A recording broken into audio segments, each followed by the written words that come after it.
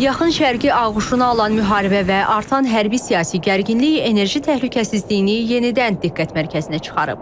Xüsusilə Avropa İttifaqı üçün enerji mənbələrinin şaxələndirilməsi təkcə iqtisadi deyil, strateji təhlükəsizlik məsələsidir. Azərbaycan da bu qlobal transformasiyada fəal iştirak etməyə çalışır.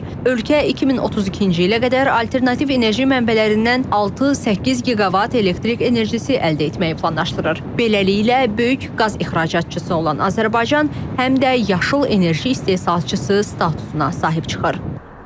Energetika Nazirliyi yanında bərpa olunan enerji mənbələri Dövlət Agentliyindən verilən rəsmi rəqəmlərə görə Xəzər dənizinin Azərbaycan sektorunda 157 giqavat texniki külək enerjisi potensialı mövcuddur. Dayaz sulu hissələrdə texniki potensial 35 giqavat, dərin sulu hissələrdə isə 122 giqavat həcmində qiymətləndirilir. Həmçinin quruda külək enerjisi üzrə texniki potensial 15 giqavat, iqtisadi potensial isə 3 giqavat həcmində qiymətləndirilir. Hal-hazırda biz onlardan istifadə sahəsində geniş miqyaslı layihələr həyata keçirdirik və bizim birinci mərhələmiz 27-ci ilin sonuna qədər nəzərdə tutulub. Bu mərhələyə qədər biz 2 gigavata yaxın bərpa olunan enerji mənbələrini şəbəkəyə təchiz eləyə bilməliyik və aidiyyəti bütün müqavilələrdən cənab prezident qeyd elədiyi kimi artıq imzalanıb.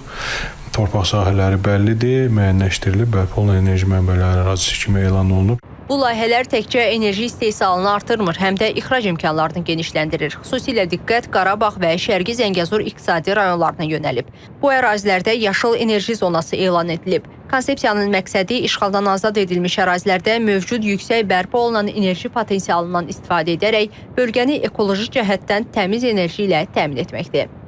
Burada əsas məqsəd həm özümüzün tələbatının yaxın 5 ildə 30%-nin keçirtməkdir alternativ enerji mənbələrinə. Çünki bu həm dayanıqlı enerji təchizatına imkan verəcək, həm də eyni zamanda təkcə xam mal olan neft, qaz yox, həm də elektrik enerjisinin satışını nəzərdə tuturuq. Bu həm Türkiyə üzərindən Avropa bazarlarına həyata keçirilməsini planlaşdırırıq. Xüsusilə trip marşrutunun işə düşəndən sonra bundan başqa qonşu dövlətlərə elektrik enerji satışı nəzərdə tutulur. Zəngəzur enerji dəhlizi gələcəkdə Azərbaycan, Türkiyə, Avropa elektrik dəhlizinin texniki əsaslarının yaradılmasına xidmət edəcək. Strateji layihələrdən biri də Qaradəniz sualtı enerji kabeli təşəbbüsüdür. Bu layihə reallaşarsa, Azərbaycan yaşıl elektrik enerjisini birbaşa Avropa bazarına ixrac edə bilər.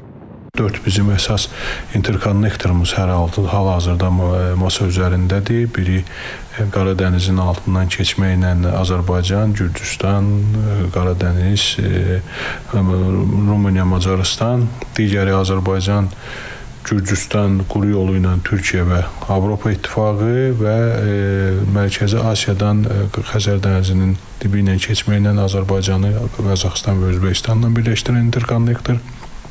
Bir də deməli Naxçıvandan Türkiyəyə gedə biləcək interkonnektor. Beləliklə, regionda müharibə və qeyri-müəyyənlik davam etdiyi bir vaxtda enerji təhlükəsizliyi anlayışı yeni məzmun qazanır. O da Azərbaycanın sayəsində.